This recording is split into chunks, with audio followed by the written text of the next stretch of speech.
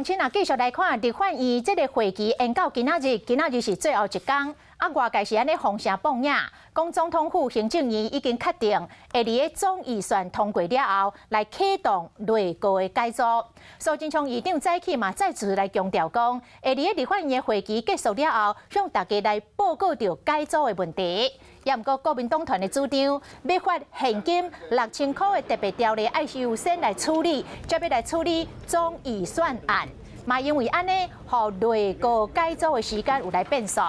早起，朝野校商有上真的决定了，立法院各甲会期延到19号，就是要先来处理普发6000块现金的特别条例。等到有结论了后，国民党就会来签总预算协商的结论，互一切离过年进前来确定。